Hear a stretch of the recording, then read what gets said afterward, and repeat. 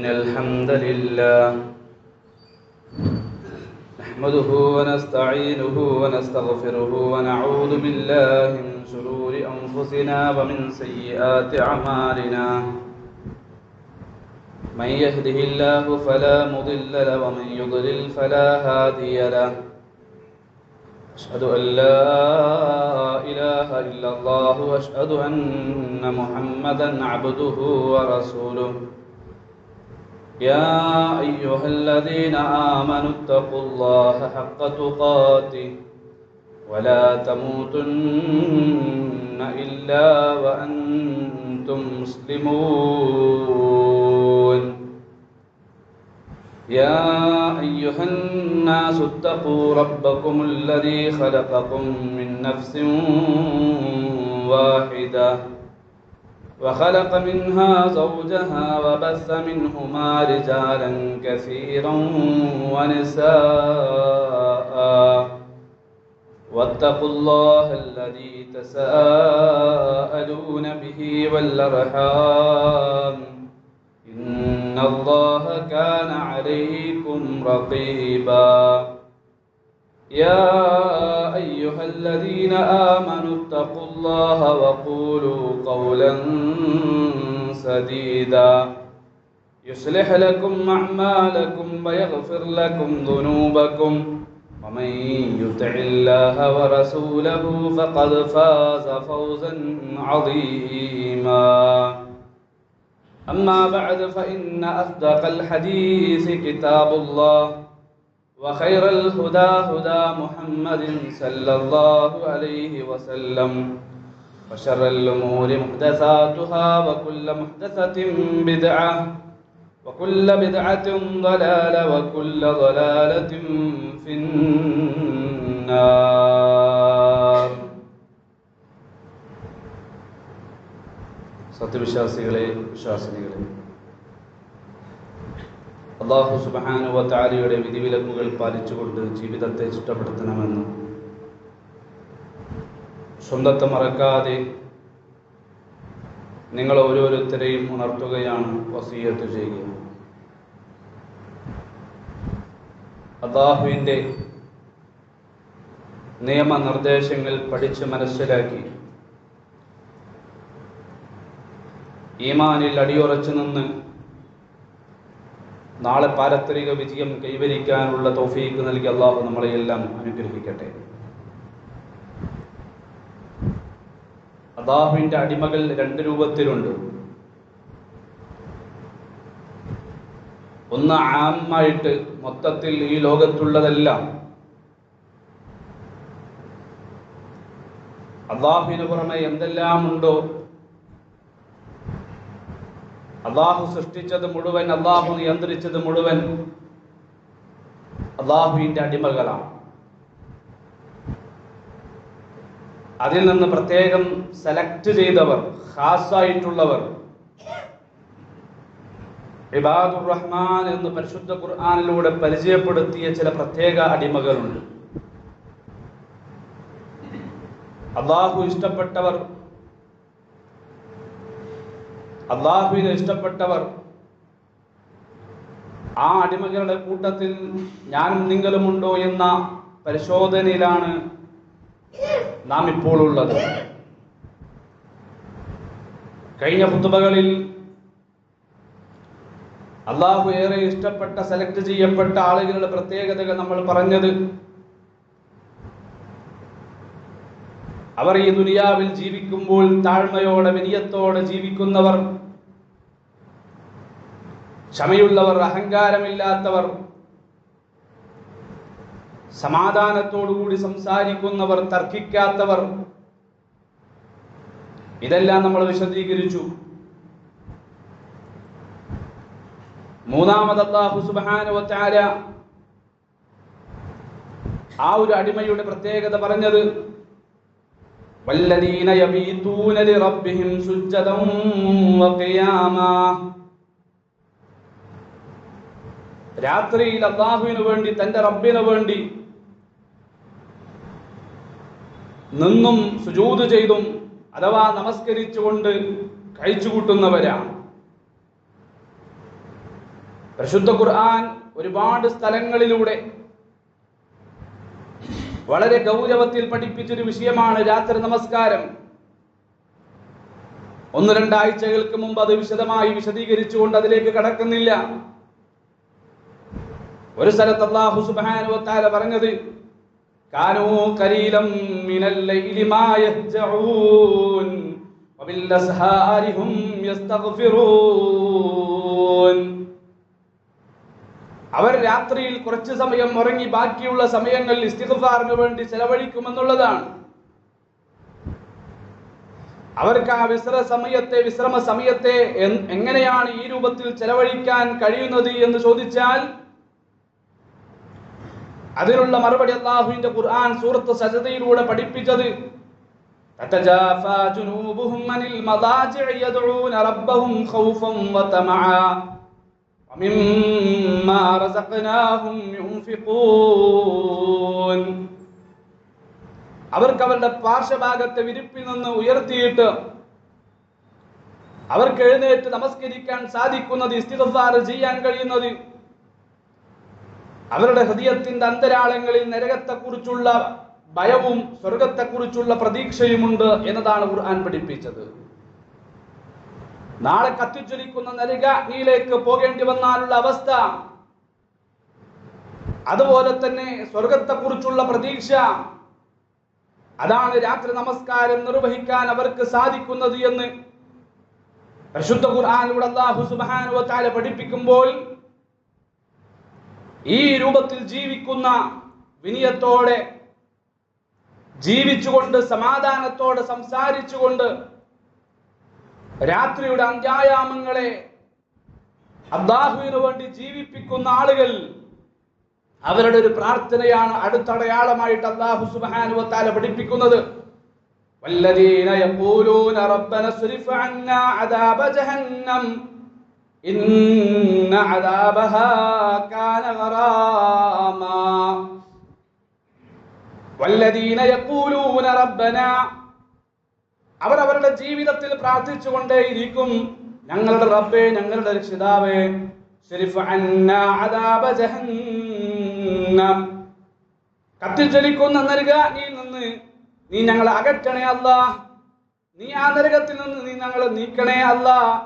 ഇന്ന അദാബഹാ കാന ഗറാമാ, വിട്ടൊഴിഞ്ഞു പോകാത്ത ഒട്ടിക്കിടക്കുന്ന ശിക്ഷയാണ് നരകത്തിന്റെ ശിക്ഷ.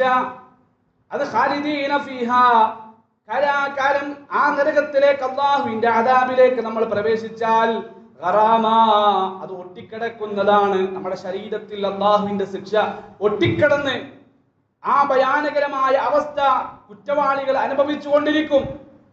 അതാണ് ഇബാദുർ റഹ്മാൻ, അല്ലാഹു ഇഷ്ടപ്പെട്ട അടിമകളുടെ പ്രാർത്ഥന. റബ്ബന സ്രിഫ് അന്നാ അദാബ ജഹന്നമ ഇന്ന അദാബഹാ കാന ഗറാമാ. ആ ഒട്ടിക്കിടക്കുന്ന ശിക്ഷയുണ്ടല്ലോ, ഭയാനകരമായ അവസ്ഥ, നീങ്ങിപ്പോകാത്ത ആ ശിക്ഷ, അതിൽ നിന്ന് നീ ഞങ്ങളെ അകറ്റണേ അല്ലാ, നീ ഞങ്ങളെ നീക്കണേ അല്ലാ. ഇന്നഹാ സാഅത് മുസ്തഖറൻ വമുഖാമാ, നരകം എത്രയോ മോശമാണ്, അത് ഭയാനകരമാണ്, മോശമായ വാസസ്ഥലമാണ്. അതുകൊണ്ട് ആ നരകത്തിൽ നിന്ന് നീ ഞങ്ങളെ കാക്കണേ അല്ലാ എന്ന് പിന്നെ അല്ലാഹു ഇഷ്ടപ്പെടുന്ന അടിമകൾ ഇബാദുർ റഹ്മാൻ എപ്പോഴും പ്രാർത്ഥിച്ചു കൊണ്ടേയിരിക്കും അവരുടെ ജീവിതത്തിൽ എന്ന് അല്ലാഹു സുബ്ഹാനഹു വ തആല അവരുടെ അടയാളമായി 66-ാമത്തെ ആയത്തിലൂടെ നമ്മളെ പഠിപ്പിക്കുകയാണ്. ഈ പ്രാർത്ഥന എപ്പോഴും നമ്മുടെ ജീവിതത്തിൽ ഉണ്ടാകണം. നരകത്തെക്കുറിച്ചുള്ള ആ ഒരു ചിന്തയും സൂക്ഷ്മതയും ഭയവും, ഞാൻ നരകത്തിൽ പോകേണ്ടി വന്നാൽ എന്റെ അവസ്ഥ എന്താണ് എന്ന് ആലോചിക്കാൻ നമുക്ക് സാധിക്കേണ്ടതുണ്ട്. നരകം കുറ്റവാളികൾക്ക് വേണ്ടി, കാഫിരികൾക്ക് വേണ്ടി, അല്ലാഹു സുബ്ഹാനഹു വ തആലക്ക് ധിക്കാരം കാണിച്ചവർ, നിഷേധിച്ചവർ, അവർക്ക് വേണ്ടി തയ്യാറാക്കപ്പെട്ടു എന്ന് പരിശുദ്ധ ഖുർആൻ കൃത്യമായി നമ്മളെ പഠിപ്പിക്കുകയാണ്. നരകം അത് തയ്യാറാണ്. അല്ലാഹു സുബ്ഹാനഹു വ തആല നരകം അത് തയ്യാറാക്കി കഴിഞ്ഞിട്ടുണ്ട് എന്ന് പരിശുദ്ധ ഖുർആനിലൂടെ റബ്ബ് സുബ്ഹാനഹു വ തആല പഠിപ്പിക്കുമ്പോൾ അതിന്റെ ഭയാനകത ജീവിതത്തിൽ ഇടയ്ക്കിടയ്ക്ക് ഓർത്തുകൊണ്ട് തിന്മകളിൽ നിന്ന് മാറി നിൽക്കുവാനും ആ നരകത്തിന്റെ ശിക്ഷയിൽ നിന്ന് രക്ഷപ്പെടാൻ അല്ലാഹു സുബ്ഹാനഹു വ തആലയോട് സദാസമയം നമ്മൾ പ്രാർത്ഥിച്ചുകൊണ്ടേയിരിക്കണം. അല്ലാഹു സുബ്ഹാനഹു വ തആല നമ്മളെയെല്ലാം അനുഗ്രഹിക്കട്ടെ. അല്ലേ, നരകം നാളെ പരലോകത്ത് കൊണ്ടുവരുന്ന ഒരു അവസ്ഥയുണ്ട്. അത് ഹബീബ് മുഹമ്മദ് മുസ്തഫ സല്ലല്ലാഹു അലൈഹി വസല്ലം വളരെ കൃത്യമായിട്ട് നമ്മളെ പഠിപ്പിക്കുകയാണ്. പരിശുദ്ധ ഖുർആൻ സൂറത്ത് ഫജ്റിലൂടെ പഠിപ്പിച്ചല്ലോ. ഖബറുകളിൽ നിന്ന് ആളുകൾ മഹ്ശറയിലേക്ക് ഓടി വരികയാണ്. ഖബറുകളിൽ നിന്ന് സൂറെന്ന കാഹളത്തിൽ ഇസ്രാഫീൽ അലൈഹിസ്സലാത്തു വസ്സലാം ഊതിയാൽ അതിനുശേഷം ഇതാ ഖബറുകളിൽ നിന്ന് ആളുകൾ എഴുന്നേറ്റുകൊണ്ട് അല്ലാഹുവിന്റെ മുമ്പിലേക്ക്, അല്ലാഹുവിന്റെ മഹ്ശറയിലേക്ക് എല്ലാവരും ഓടി വരികയാണ്.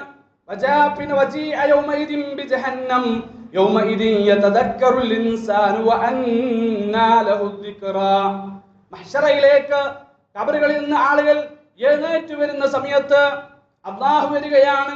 അല്ലാഹു സുബ്ഹാനഹു വ തആലയുടെ പിന്നിൽ അണിയണിയായി മലക്കുകളും വരികയാണ്. വിചാരണയ്ക്ക് വേണ്ടിയുള്ള വരവാണ്. ആ സമയത്ത്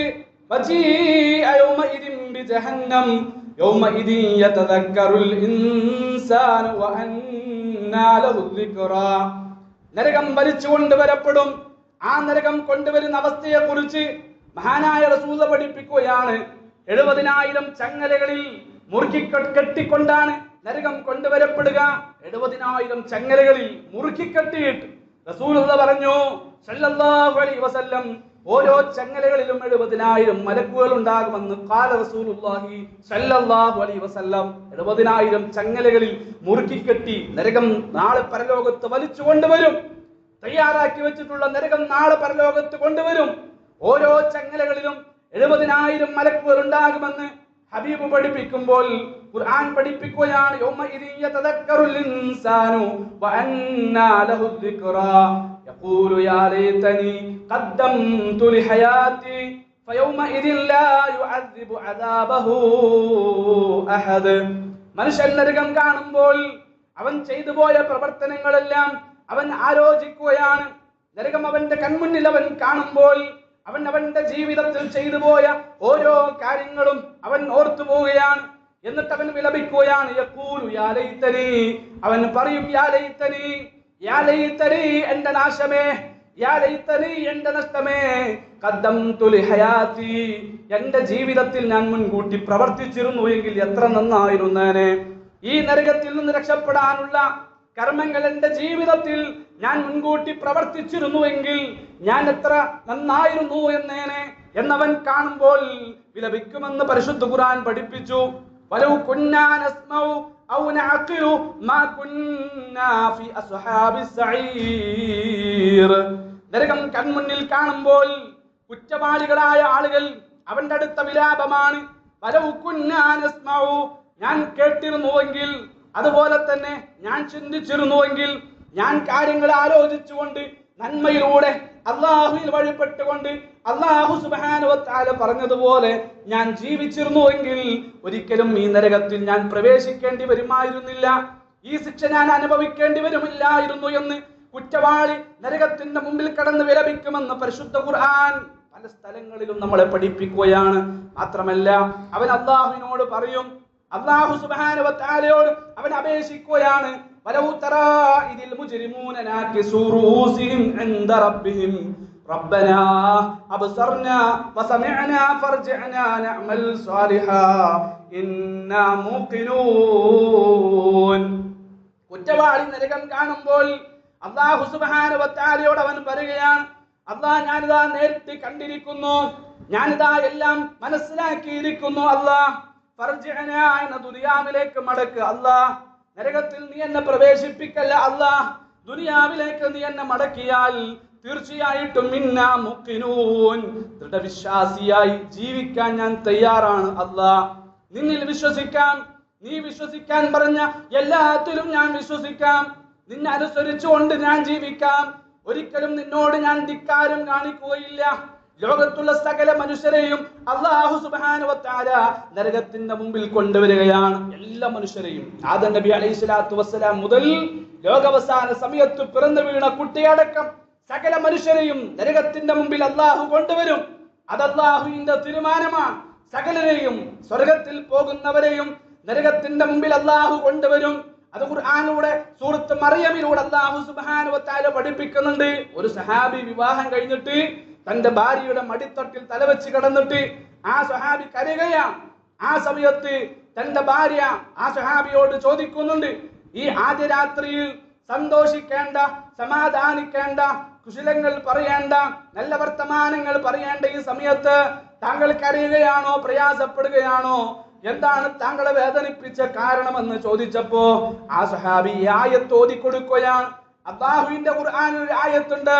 ആ ആയത്ത് എന്റെ മനസ്സിലേക്ക് വന്നപ്പോഴാണ് ഈ ആദ്യ രാത്രിയിൽ പോലും ഞാൻ കരഞ്ഞു പോയത്. ഏതാണ് ആയത്ത്?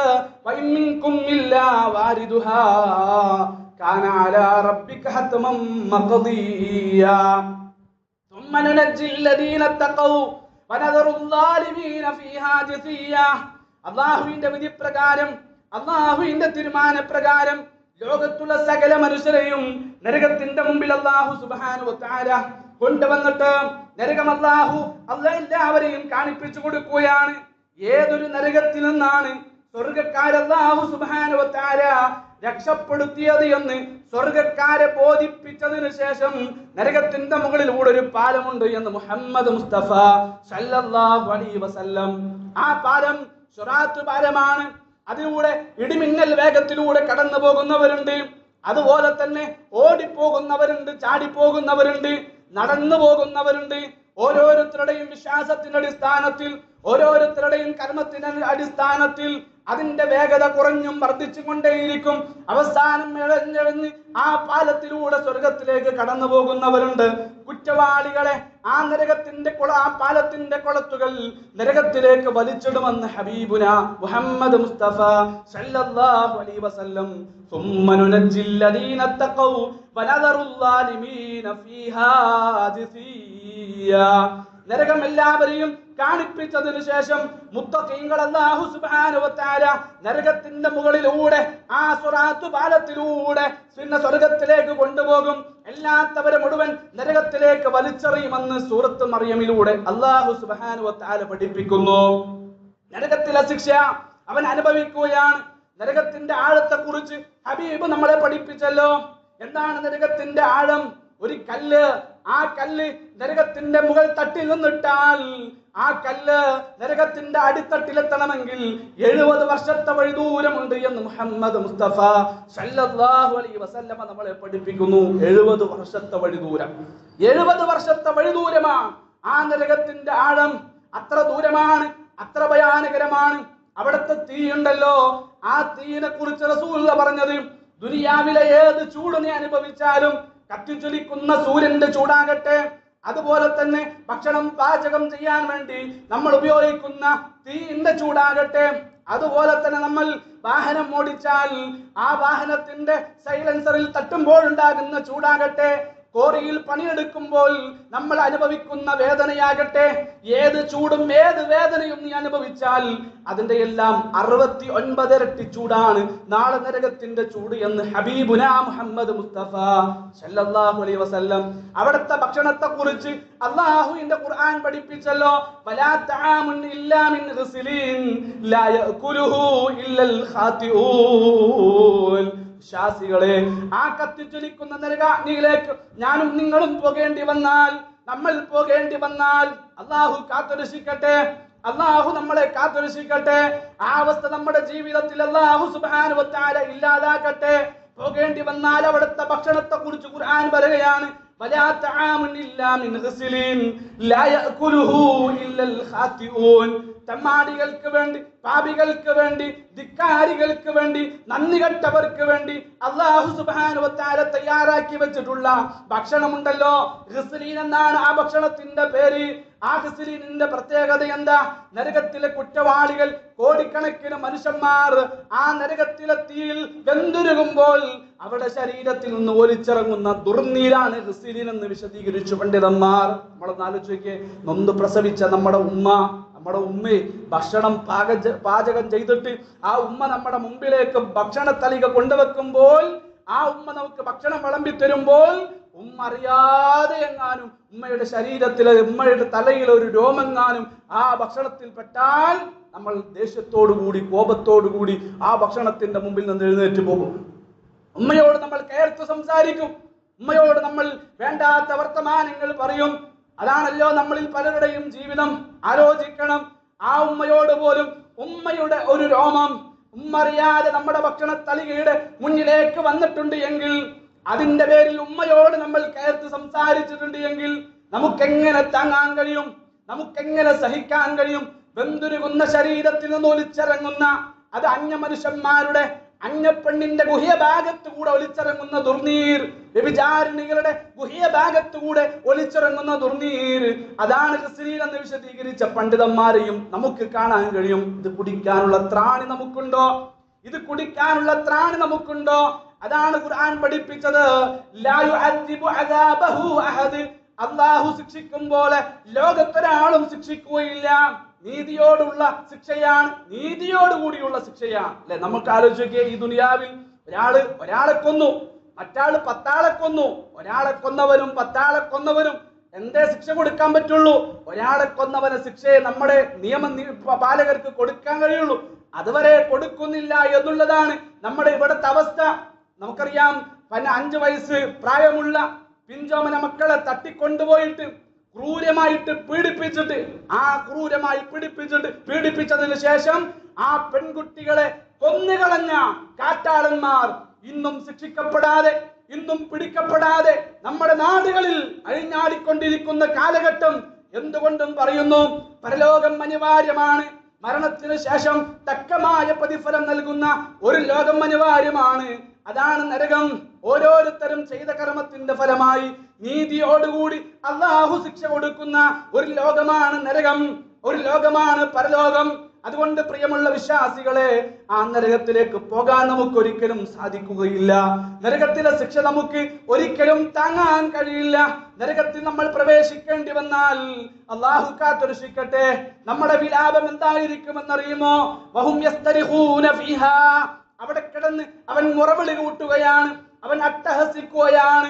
അല്ലാഹുവിനോട് അവൻ പറയുകയാണ്, അഖ്രിജ്നാ, ഇവിടത്തെ വെള്ളം ഞങ്ങൾക്ക് പറ്റുന്നില്ല അല്ലാ, ഇവിടത്തെ ഭക്ഷണം ഞങ്ങൾക്ക് പറ്റുന്നില്ല അല്ലാ, ഇവിടത്തെ അന്തരീക്ഷം ഞങ്ങൾക്ക് താങ്ങാൻ കഴിയുന്നില്ല അല്ലാ, ഇവിടത്തെ ചൂട് ഞങ്ങൾക്ക് താങ്ങാൻ കഴിയുന്നില്ല അല്ലാ, എങ്ങനെയെങ്കിലും നീ ഞങ്ങളെ പുറത്താക്കല്ല. പുറത്താക്കിയിട്ട് ദുനിയാവിലേക്ക് മടങ്ങിയാൽ, നീ ഞങ്ങളെ മടക്കിയാൽ സൽപ്രവർത്തികൾ ചെയ്ത് ജീവിക്കാൻ ഞാൻ തയ്യാറാണ് എന്ന് നരകത്തിൽ പ്രവേശിക്കപ്പെട്ടവർ പറയുമെന്ന് പരിശുദ്ധ ഖുർആൻ പറയുന്നു. അവരോട് അല്ലാഹു ചോദിക്കുന്ന ഒരു ചോദ്യമുണ്ട്. എന്താണ് അല്ലാഹുവിന്റെ ചോദ്യം?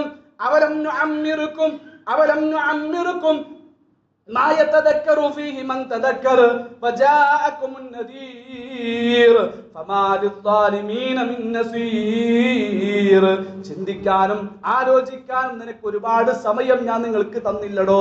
ഒരുപാട് കൊല്ലക്കാലം തന്നു. 10 വയസ്സ്, അതുപോലെ തന്നെ 30 വയസ്സ്, 50 വയസ്സ്, ഇതൊക്കെ ചിന്തിക്കാനുള്ള കാലഘട്ടമാണ്. പ്രിയമുള്ളവരെ, ചിന്തിക്കുന്നുണ്ടോ നമ്മള്? ആലോചിക്കുന്നുണ്ടോ നമ്മള്? എപ്പോഴാ മരിക്കുക എന്നറിയില്ല. ഒരുപാട് രോഗികളുണ്ട്, രോഗമില്ലാത്തവരുണ്ട്. രോഗികളായാലും മരിക്കും, രോഗങ്ങളില്ലാത്തവരാണ് എങ്കിലും മരിക്കും. അല്ലാഹു സുബ്ഹാനഹു വ തആല ആരോഗ്യം നൽകട്ടെ. മരണം വരെ അല്ലാഹു സുബ്ഹാനഹു വ തആല നമുക്ക് ആരോഗ്യം നൽകട്ടെ. ഒരുപാട് രോഗികൾ നമ്മുടെ കൂട്ടത്തിലുണ്ട്. നമ്മുടെ ഉമ്മമാർ പലരും രോഗികളാണ്, നമ്മുടെ ഉപ്പമാർ പലരും രോഗികളാണ്, നമുക്ക് വേണ്ടപ്പെട്ടവർ പലരും രോഗികളാണ്. കഴിഞ്ഞ ആഴ്ച നമ്മുടെ പള്ളിയിൽ വന്ന ആളുകളെ ഈ ആഴ്ച നമ്മൾ കാണുന്നില്ല. ആരോഗ്യത്തോടുകൂടി വന്നവർ ഈ ആഴ്ചയിൽ നമുക്ക് ആരോഗ്യത്തോടുകൂടി അവരെ കാണാൻ കഴിയുന്നില്ല. അല്ലാഹു സുബ്ഹാനഹു വ തആല എല്ലാവർക്കും ആഫിയത്ത് കൊടുക്കട്ടെ. എപ്പോഴാണ് മരണം സംഭവിക്കുക എന്ന് നമുക്ക് പറയാൻ കഴിയില്ല. ആ മരണം സംഭവിച്ചാൽ നന്മ തിന്മകൾക്കെല്ലാം പ്രതിഫലം നൽകപ്പെടുന്ന ബർസഖിയായ ലോകത്ത്, അവിടെ നിന്ന് നമ്മൾ പരലോകത്തേക്ക് പോകുമ്പോൾ ഈ ദുനിയാവിലെ ജീവിതം പരീക്ഷണത്തിന് വേണ്ടിയാണ്, ആലോചിക്കുന്നതിന് വേണ്ടിയാണ്, ചിന്തിക്കുന്നതിന് വേണ്ടിയാണ്. അല്ലാഹുവിന്റെ ചോദ്യമാണ്, അവലം നുഅമ്മിറുക്കും. ചിന്തിക്കാനും ആലോചിക്കാനും ഒരുപാട് കൊല്ലക്കാലം ആയുസ് നിനക്ക് നാം നൽകി. ചിന്തിക്കേണ്ട സമയത്ത് നീ ചിന്തിച്ചില്ല, ആലോചിക്കേണ്ട സമയത്ത് നീ ആലോചിച്ചില്ല. ദുനിയാവിന്റെ പളപളപ്പിൽ, ദുനിയാവിന്റെ സൗകര്യങ്ങൾക്ക് പിന്നാലെ, ദുനിയാവിന്റെ സുഖങ്ങൾക്ക് പിന്നാലെ നീ ഓടിയപ്പോ, നീ മത്സരിച്ചപ്പോ, നീ അറിയാതെ, നീ പ്രതീക്ഷിക്കാത്ത സമയത്ത്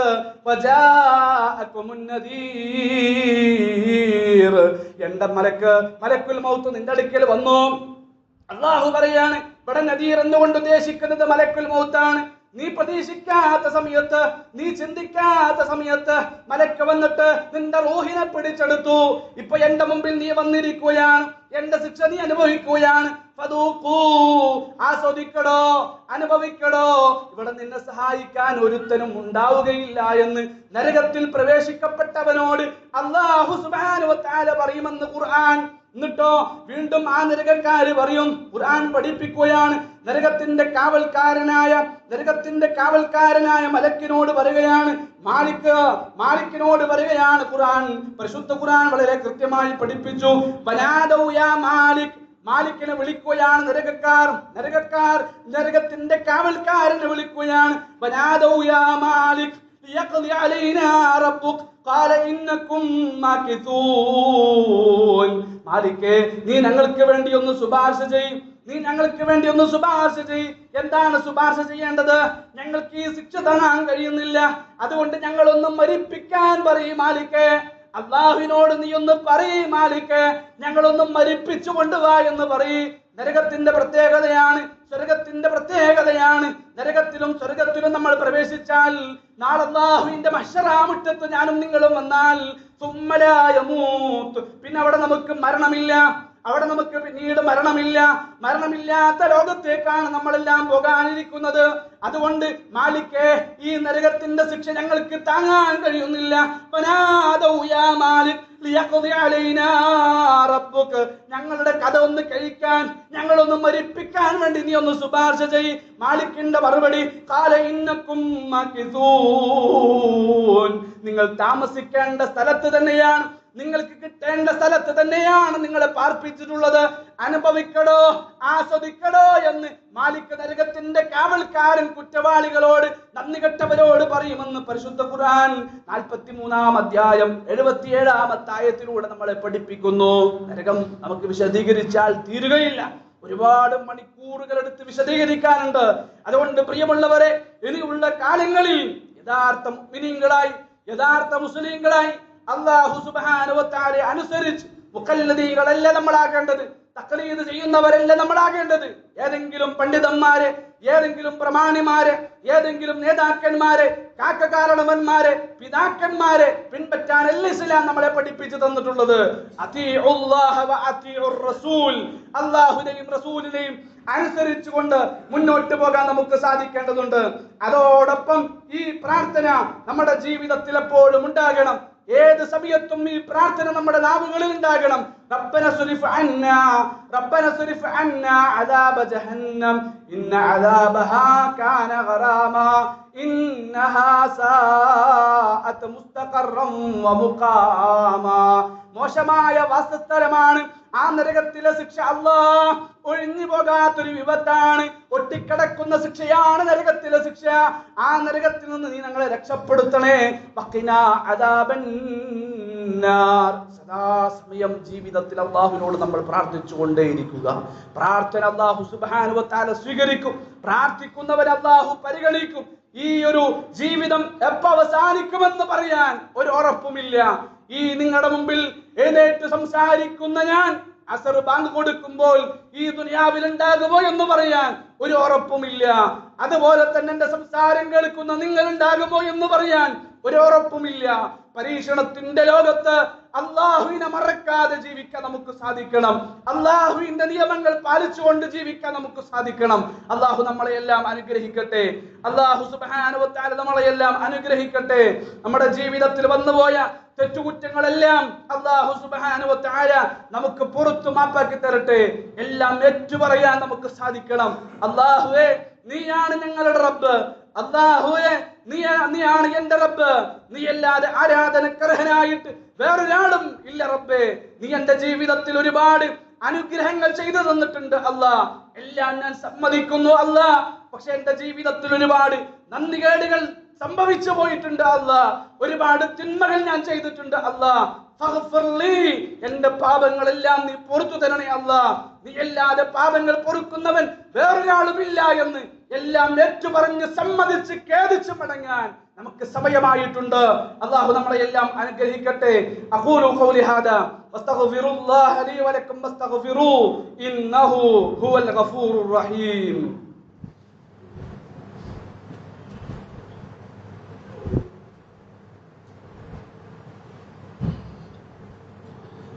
അൽഹംദുലില്ലാഹി റബ്ബിൽ ആലമീൻ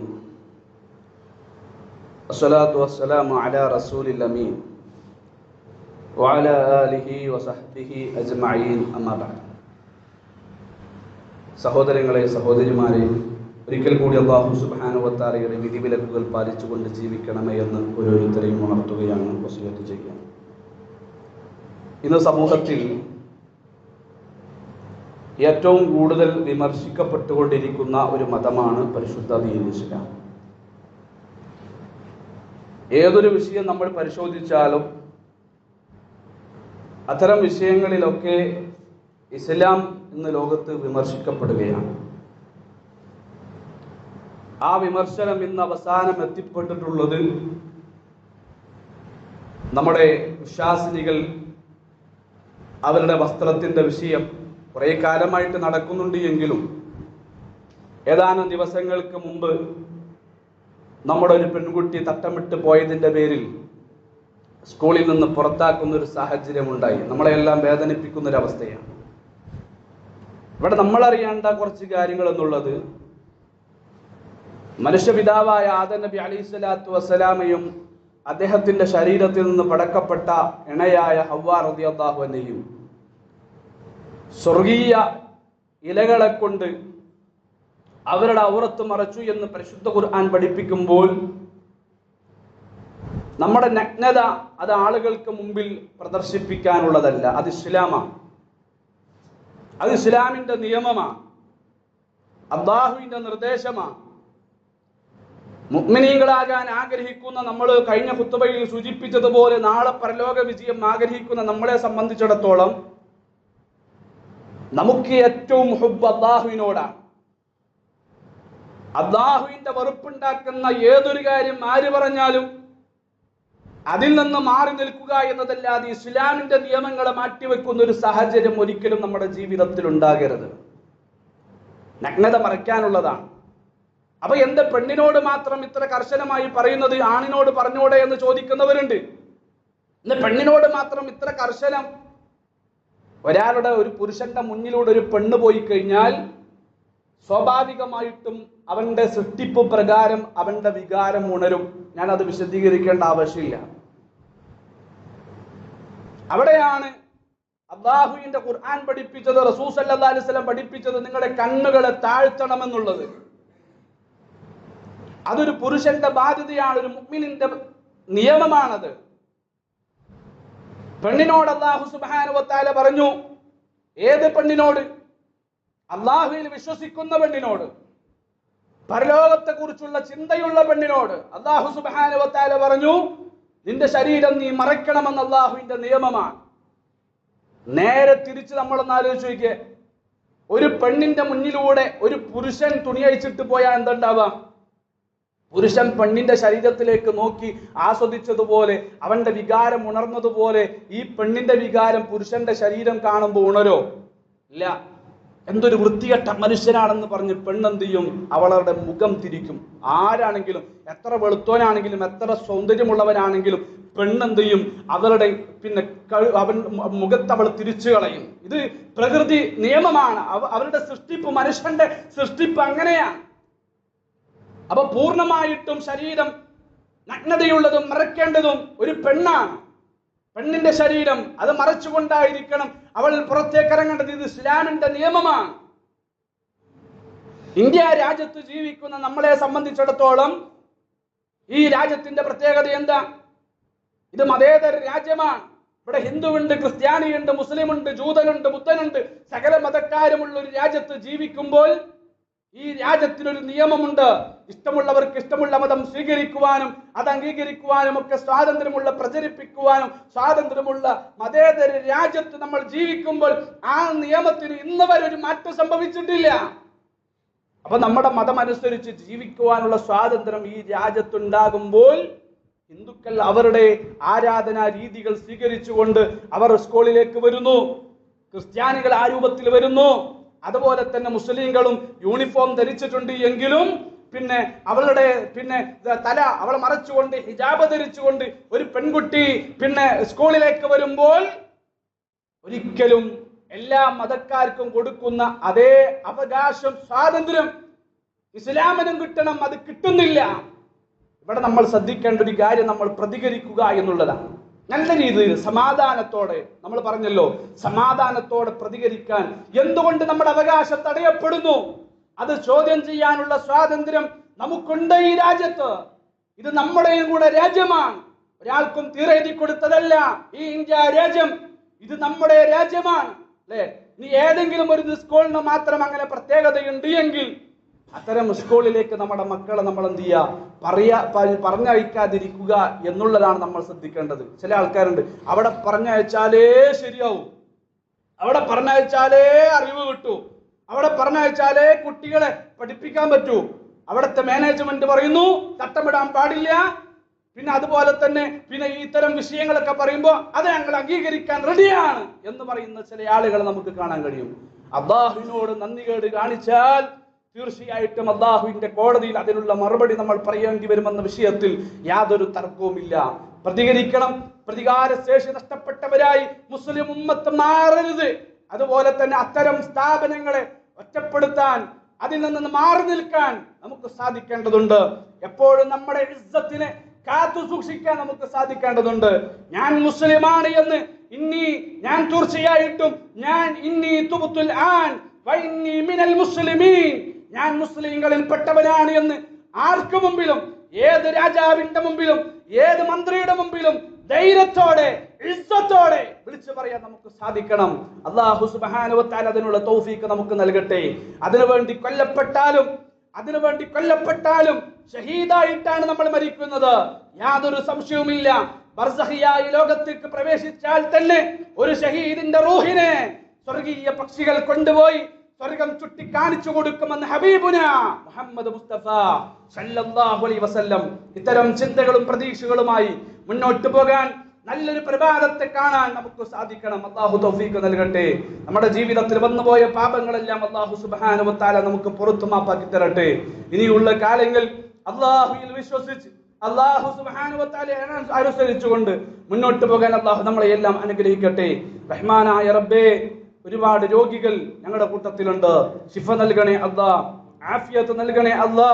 ഈമാനോടുകൂടി കലിമത്തു തൗഹീദ് ലാ ഇലാഹ ഇല്ലല്ലാഹ് ഉച്ചരിച്ചുകൊണ്ട് മരിക്കാനുള്ള തൗഫീഖ് നൽകണേ അല്ലാ.